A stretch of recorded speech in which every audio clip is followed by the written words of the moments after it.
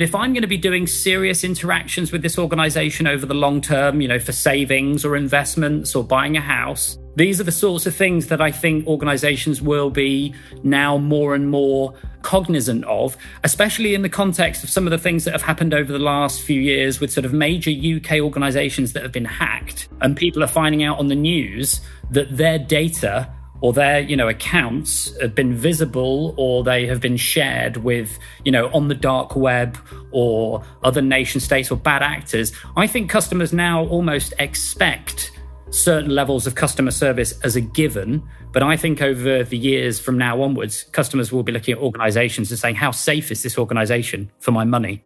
To succeed and thrive at C-suite level, you need strategic clarity and operational excellence.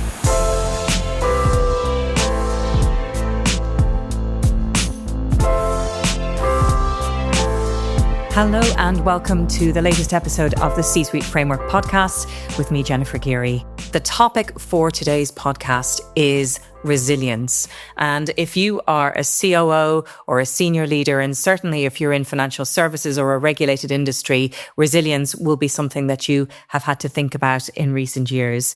Joining me on the podcast is someone I've known for a long time, someone called Cameron Holt, who is a highly competent consultant in the financial services and regulated space. And in recent years, Cameron has developed a really deep expertise in resilience and what it means to comply with the resilience regulation. But we don't just talk about in this podcast about resilience with a regulation mindset. I also have encouraged him to think about resilience in terms of your operations, resilience in the broader sense, because my personal opinion is that's something that's been slightly neglected as we have looked at complying with this regulation. So a really fascinating conversation with Cameron, born out of years of real world experience, and I hope you get something from it. And just a reminder that our new book, Book 6 in the C-Suite Framework series, is coming out at the end of April. It is called How to Be a Chief Compliance Officer, and it's written in conjunction with Natalie McManus-Barnett, who is a fabulous compliance professional with deep expertise and also a real flair for writing, actually. It's a beautifully written book and it's been a joy to work on. If that is your bag, or if you know someone who is going to be interested in that, by all means get in touch with me either via LinkedIn or at Jennifer@coo-author.com, Jennifer@coo-author.com. If you would like to get an early copy of that book, review it and help to be part of the launch team. So that's what's coming up in April. But without further ado, let us cross over and talk to Cameron about resilience. I'm delighted to welcome to the C-Suite Framework podcast, Cameron Holt.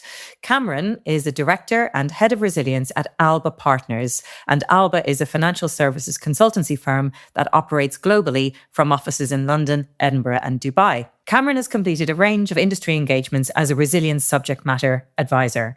He's a former UK Head of Resilience, and he's acted as a Resilience Programme Director as well. And prior to joining Alba, Cameron has over 17 years of financial services experience working independently as well as with clients at Accenture and BCS Consulting. Cameron, welcome to the podcast. Thanks, Jenny. Great to be here. Thanks for having me.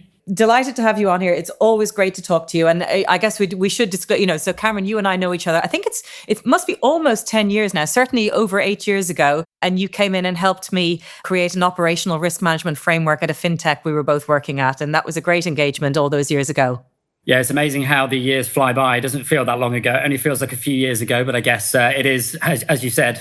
Time flies, and it was a great engagement. And we've kept in touch over the years, as your career has moved through BCS, Accenture, independently, and now, of course, at Alba. But even since you and I spent time together, you have started to develop really deep expertise in resilience as a topic. And I know that's going to be for our listenership, for COOs, CROs, senior leaders out there. It's a very topical and resonant topic. I've given the bio and I've given the overview, but just to kind of warm people up a little bit, is there anything you want to just take us through in your career, major career pivots, and I guess, how this move into resilience came about as well? Sure. Yeah, absolutely. Thanks, Jenny. So I started my career 17 years ago, so in the aftermath of the 2008 financial crisis. So I started working at Accenture in 2009. And actually, the early part of my career, I focused on large-scale integrations and IT transformation programs at some of the UK's sort of biggest and best UK high street banks. Then I moved more into operating model and non-financial risk disciplines. And that's really where I've focused the last sort of 12 to 13 years of my career. And then there's been a little bit of fin crime sort of interspersed in various pockets. And then there's also a little bit of cost optimization. But the last sort of 5 to 7 years really has been focused on resilience, and it's become such a hot topic. It looks like it's not going anywhere soon. So that's obviously great to talk about with you today, because I think it really is an area of interest for so many people across financial services, but also across other industries as well. You know, here we are in this crazy world where geopolitics is just upending everything at the moment. And we're talking in a very current way about everything from supply chains to energy prices to inflation and everything else as well. Why is resilience more important than ever in this current environment? So I think you gave a good intro there, Jenny. Also, you only really have to turn on the news on any given day at the moment just to see the state of the geopolitical landscape in the world currently. Ever since sort of COVID in 2020, there's been a series of major sort of disruptions across various different geographies. We're increasingly living in a multipolar world, which includes invariably all continents. It includes places like the Arctic, Greenland, and now and more than ever, outer space as well. So the battleground is global, and attacks on organizations are more sinister than ever, often state-sponsored, often hybrid in nature, containing physical and cyber aspects to them.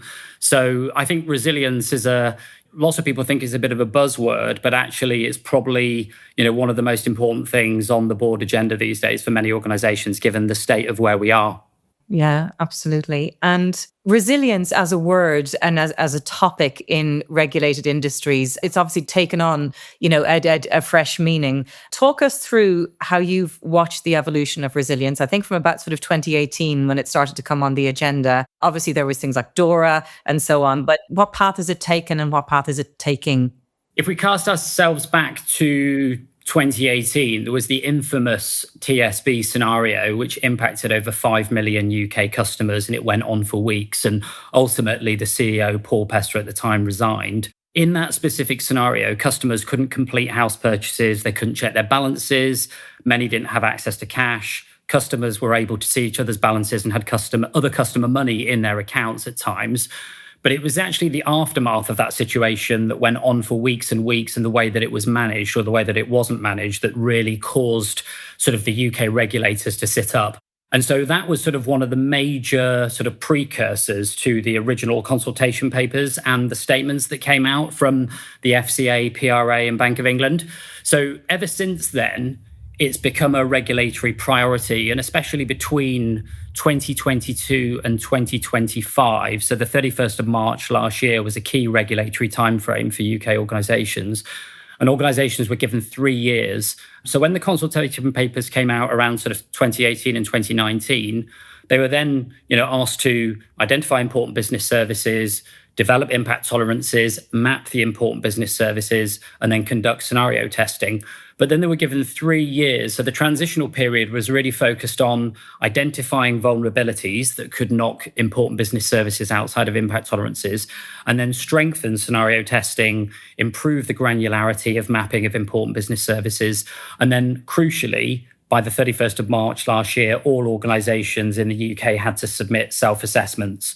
That's the ongoing supervisory mechanism if you're regulated by the Financial Conduct Authority, the Prudential Regulatory Authority, and the Bank of England.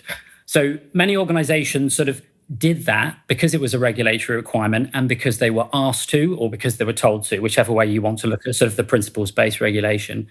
As we're now a year beyond that regulatory timeframe, and all of the geopolitical considerations that we've just been talking about now, it's now more of a strategic imperative for organizations because it actually provides a bit of an existential threat to them.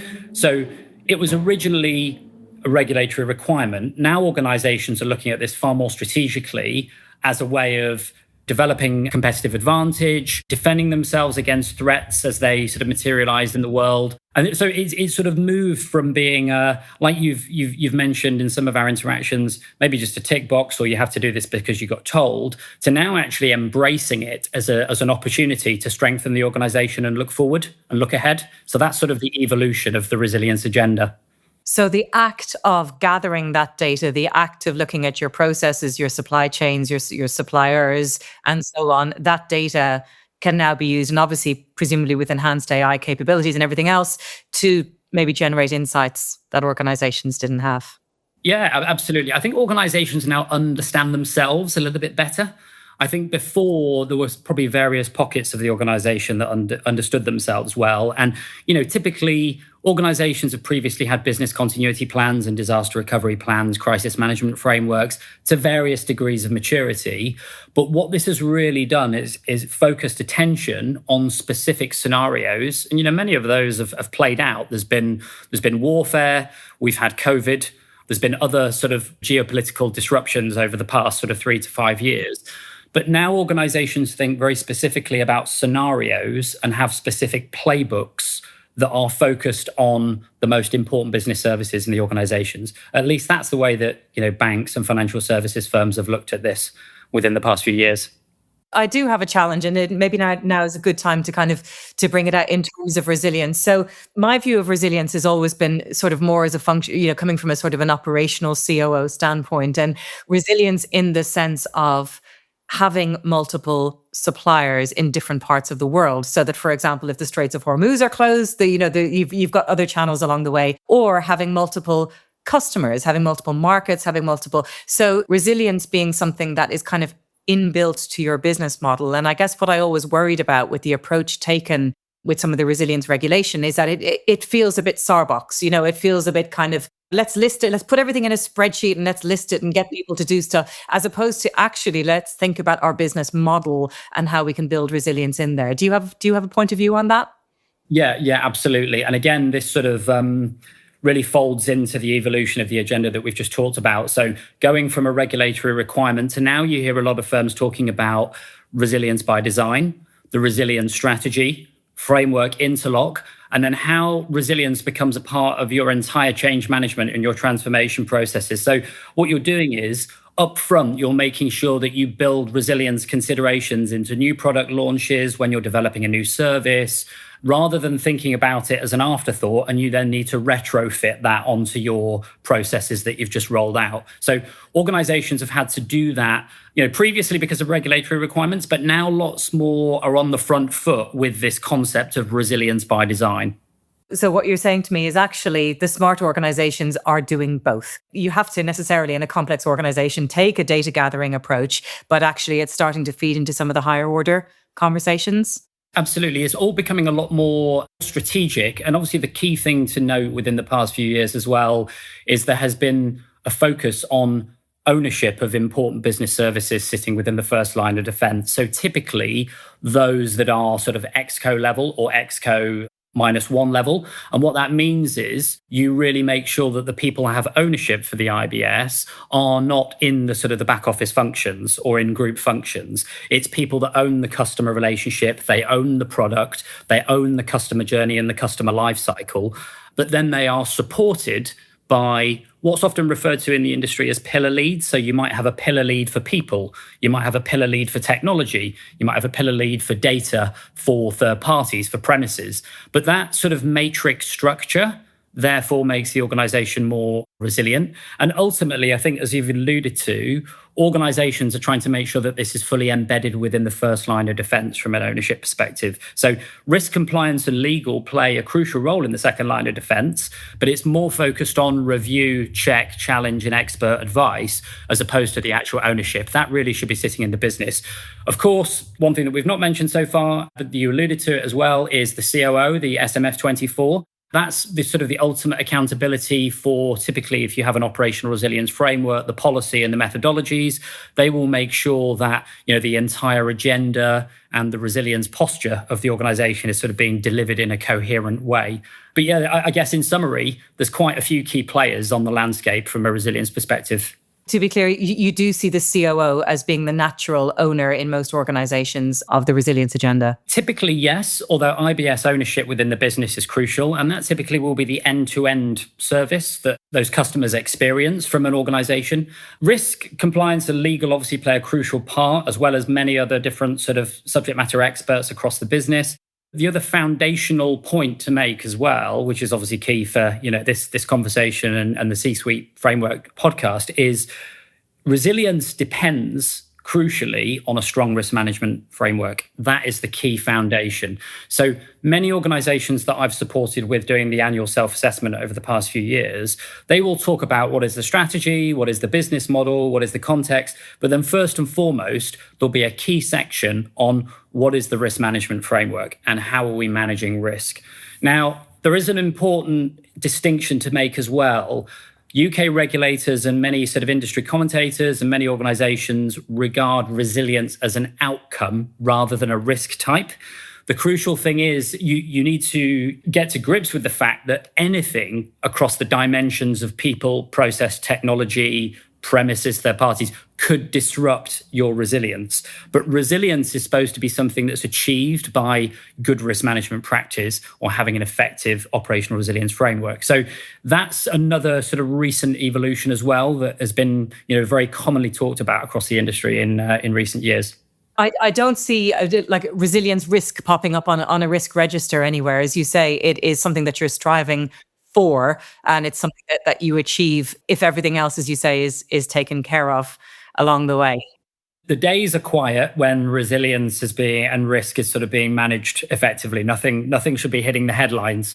You can rest assured that on those days, there's probably still a lot of stuff going on behind the scenes. So, I mean, obviously you said it's formed on a basis of underpinning of risk and so on. But there are other disciplines as well. So, for example, third-party risk management, supplier management, logistics, presumably some of these play in as well. Sales also, do thoughts around concentration of your portfolio, does that play into resilience as well?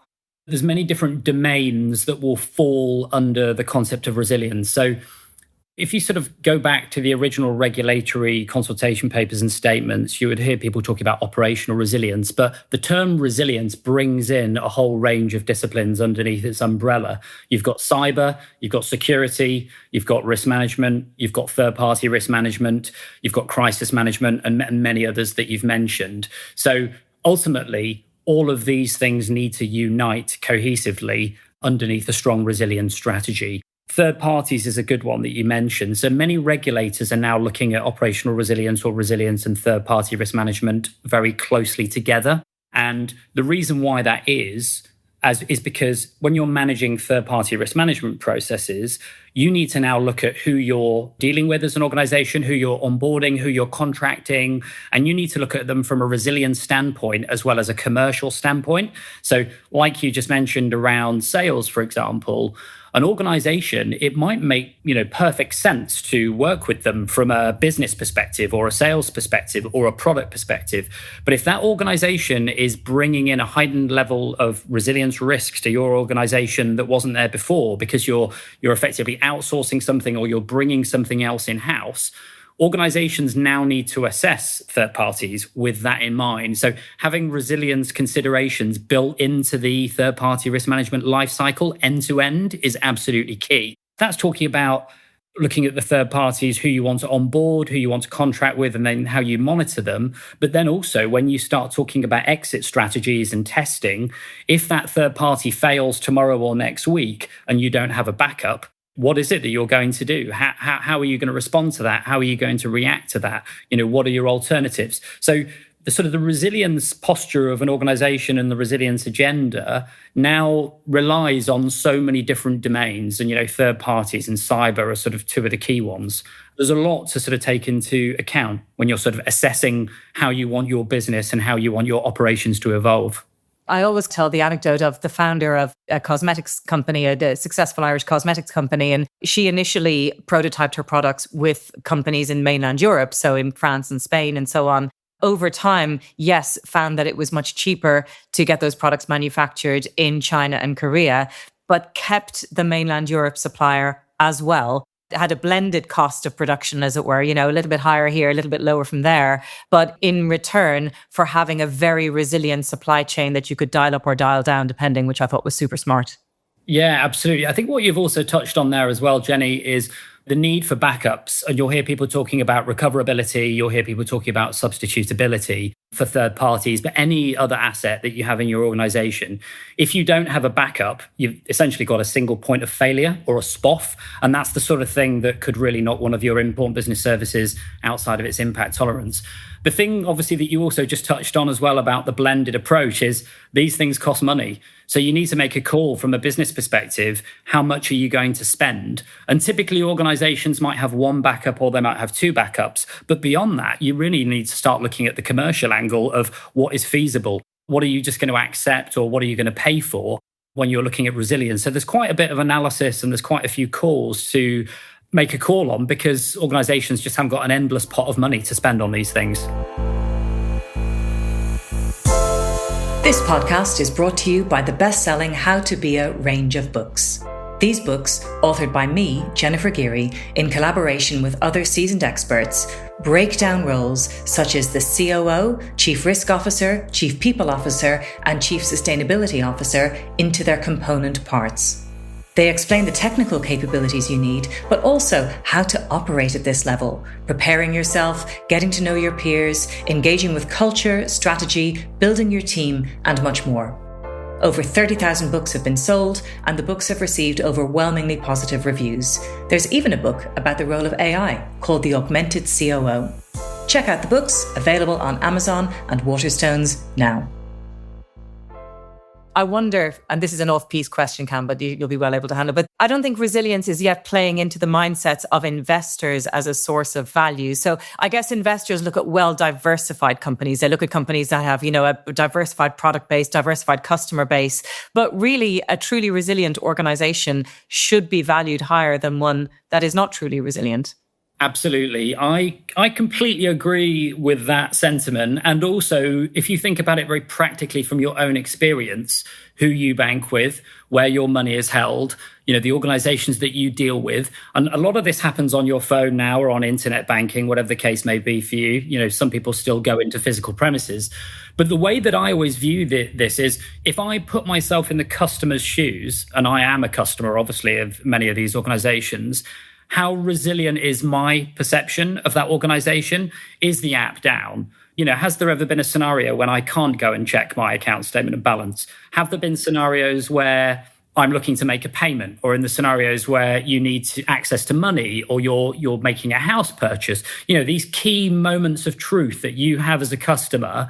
Have there been situations where you felt either super secure and comfortable with the organizations that you're dealing with, or have there been times where you've just felt a little bit unconvinced? And then, you start to look at that in terms of the volume of money that you will be trusting an organization with, and you will probably make a call and say, well, I might trust this organization with a little bit of money, to have as like a holiday spending account or when I'm abroad. But if I'm going to be doing serious interactions with this organization over the long term, for savings or investments or buying a house, these are the sorts of things that I think organizations will be now more and more cognizant of, especially in the context of some of the things that have happened over the last few years with sort of major UK organizations that have been hacked, and people are finding out on the news that their data or their, accounts have been visible, or they have been shared with, on the dark web or other nation states or bad actors. I think customers now almost expect certain levels of customer service as a given. But I think over the years from now onwards, customers will be looking at organizations and saying, how safe is this organization for my money? That's a really important and nuanced point for all the fintech providers out there, because as you and I know well, when you're trying to gain market share as a fintech, it's very easily to go, oh, we have X million customers and X million customers have signed up. But they've signed up, as you say, for a couple of grand for a holiday fund. They've not transferred their salary in there. They're not getting a mortgage from that organization. They just have it as an app on their phone. And share of wallet to these fintechs is absolutely everything. They want to move up the value chain. They want to be a single point of contact, and they want to be that most trusted provider.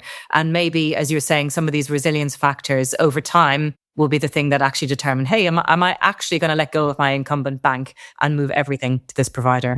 Absolutely. And all of these sort of thought processes I've experienced myself as a customer. I've had many of these thoughts, and I've obviously made decisions on that basis. I think one of the things that you've touched on around FinTechs is having worked with a few FinTechs myself, and we obviously worked together in that space a while ago as well, is many of the FinTechs aren't laden with so many of the legacy issues that some of the major high street lenders have got. If you're a digital native, for example, you can sort of go almost beyond having some of the issues around sort of data centers or physical premises, some of the constraints that some of the older organizations have got.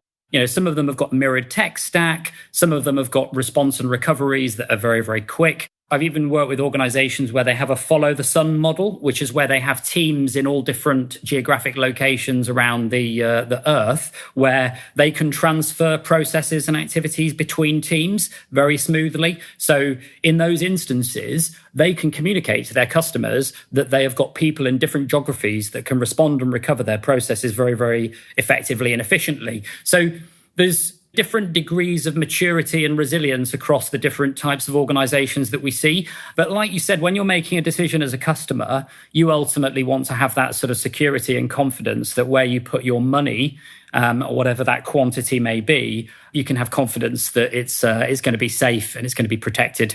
So it becomes a differentiator along the way. And of course, trust takes a long time to build and is easily broken, to quote the cliche.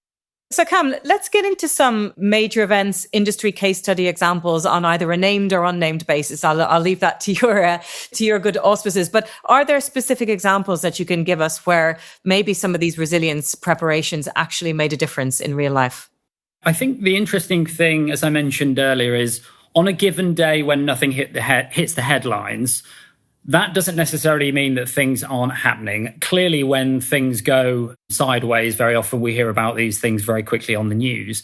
I think there was the RBS IT breakdown in 2012 that was a big industry event. The TSB event in 2018 also made the headlines. The CrowdStrike incident. There was also other incidents at HSBC on Black Friday 3 years ago as well. So there's obviously sort of a portfolio of industry events where things have not gone to plan.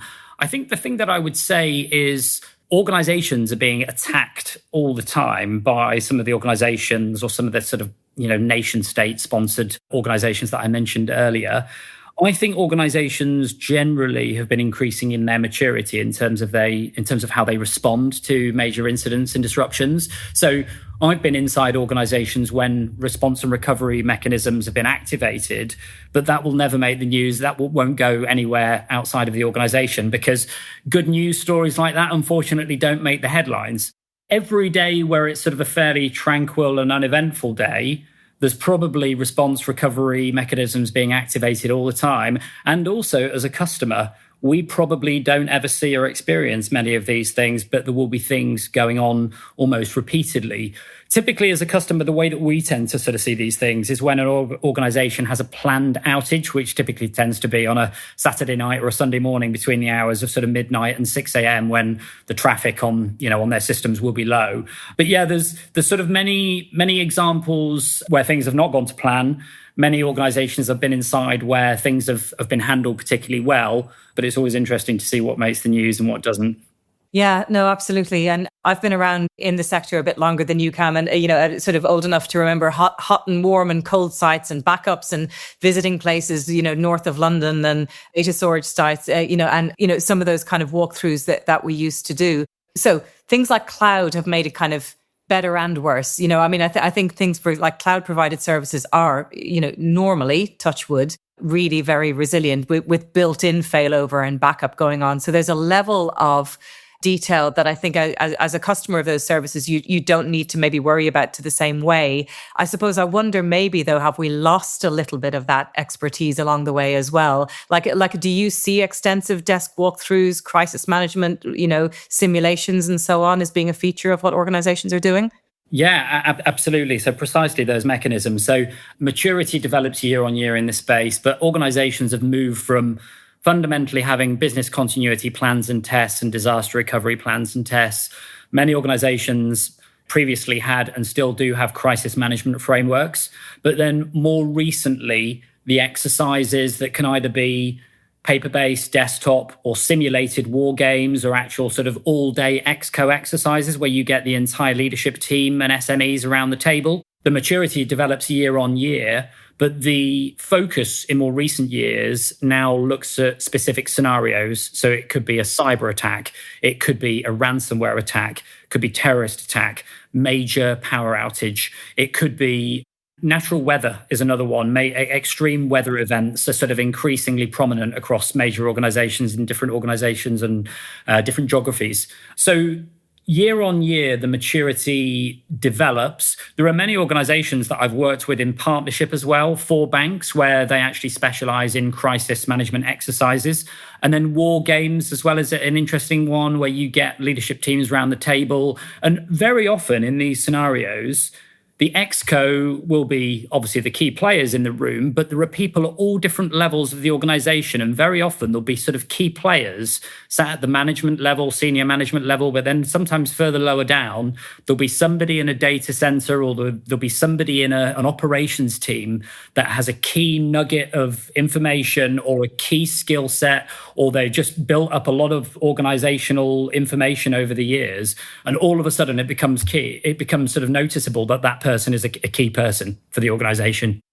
I completely agree with that assessment that very quickly somebody can become an absolute linchpin and someone who was maybe not really recognized before. And I think also, and this is probably a conversation for another day, but the value of human capital and the value of knowledge and the value of those different aspects of the corporate body coming together and know-how, I think is something that we sometimes underestimate. And obviously when people move through and redundancy rounds and so on, organizations don't always value that human capital and that knowledge along the way. Absolutely. Yeah, I completely agree. Obviously, the people and the culture side of things are always key in any of the disciplines that we've talked about. The resilience role and the resilience professional is now something which is recognized. A lot of organizations have got a head of operational resilience or a chief resilience officer, operational resilience teams. Some organizations have got a center of excellence. But like you said, very often there's a person that will be managing, some specific data set, some specific process. And you have to say, hey, if that person sort of wins the lottery next week and they walk out of the organization at a moment's notice, what's the backup? Have we got any cover for this person? Are we cross-skilling people? Is there a succession plan? Or how can we really look after that person to make sure that they don't leave? Resilience is not a one-off thing. It becomes something that you do as an organization. It's going to be a feature of all of our working lives and that kind of thing. It's not always a small effort either. But for those listening in, and obviously a lot of bigger regulated organizations have been working on this for 3 years, but if I'm a new to role COO, CRO, what would you say would be some initial steps I should take in looking at resilience? So I think the fundamentals, we discussed this earlier, is understanding what are your most important business services or your products. And that really is the key focus from a resilience perspective, especially in a crisis scenario, and maintaining continuity of those services during a disruption. Underpinning all of those, you need to understand what are the key people, what are the key processes, the key data, premises, information, third parties. And then underneath all of those asset categories, what are your response and recovery mechanisms? And then how are you testing that? So the testing is really where the proof is in the pudding. You will understand how effective your response and recovery mechanisms are.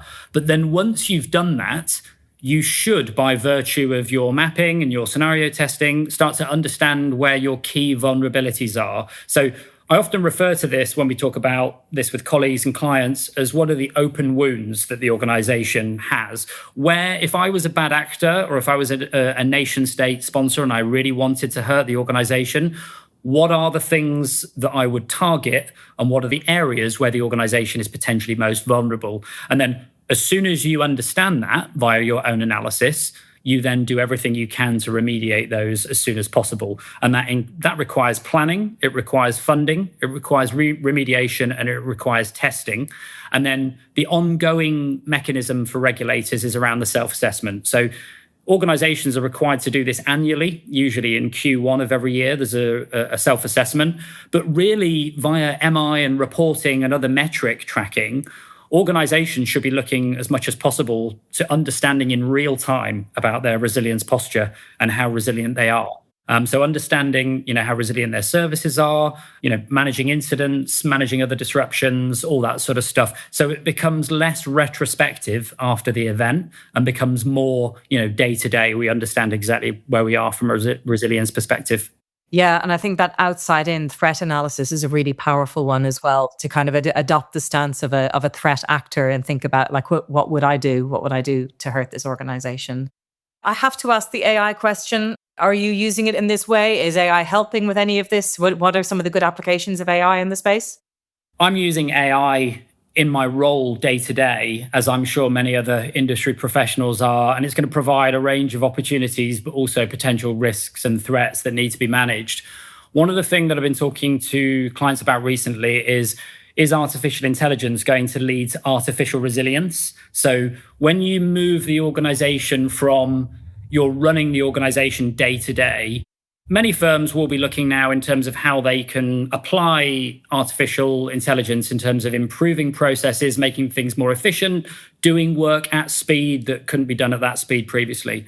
However, again, the proof will be in the pudding when there is a crisis scenario and you've implemented artificial intelligence, but you actually need people to react and you need people to be on their toes, thinking on their feet in a specific scenario. How effective will be AI during the crisis and during the disruption? So AI might be very good at modeling potential scenarios and doing particular analysis on what important business services might be and what your impact tolerances might be. But in the heat of battle, in an actual crisis or a scenario, will AI be a friend or a foe in that scenario? Or will people be sat there saying, well, I've outsourced all this to AI as part of my job, so therefore I'm not really sure about how this works because we've got an AI model that's been doing this analysis.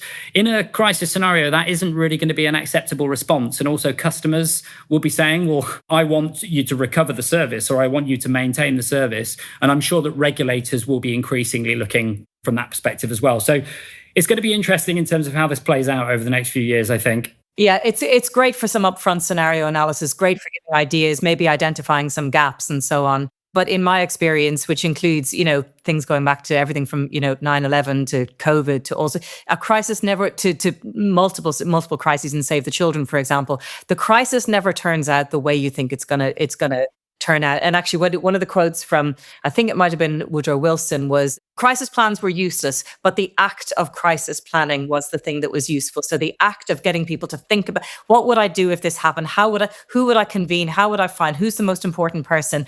The crisis itself will never quite be exactly the way that COVID, we'd modeled for, mass pandemics, but we thought people would be sick. We didn't think they'd be working from home, but, most people perfectly healthy. So the point being that crises never quite spin out the way that you think they will, but the fact that you have gone through the process is the thing that actually stands to you. And if you only have something modeled on AI, which is only modeled on what's happened in the past, and you lose that capacity to think, that will be where you'll be exposed. And hopefully where we humans are still needed in the future. Yeah, totally. I think the quotation that I sort of remember, which is very similar to yours, is the battle plan never survives first contact with the enemy. And it's in a scenario, nobody knows how these things are messy, they're unpredictable, and they reflect the way the world is now. So having a plan or having the ability to have gone through certain scenarios and prepare for a crisis is good, but there's nothing quite like an actual crisis or a disruption itself for really focusing the mind. And that true resilience is that ability to convene the right people and, engage the processes that you've thought about and so on. So amazing, Cam. Last question for you. Any good reading? Anything you've read recently that you think, or other good podcasts or whatever, anything you'd point people towards?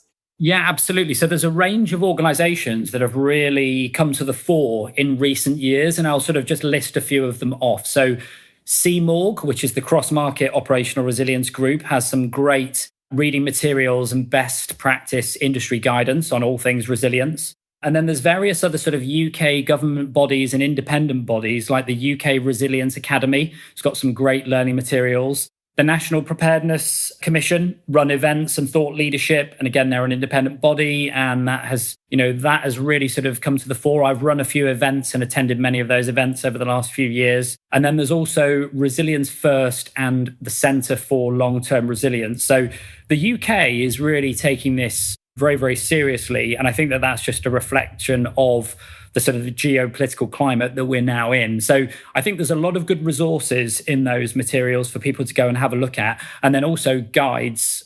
If you're actually working in this space, they provide a lot of good examples in terms of what good looks like if you're working in that space. Is there a book on this, Cam? I could see maybe a publication by Cameron on this. Well, it's funny you should say that. Maybe let's have I'd be coming to you for a bit of advice on that, Jenny, I think, if I was going to be going down that road. So maybe we could discuss that. It all sounds good to me. I think it's a good topic and it really interests me a lot. So watch this space. We'll see what happens.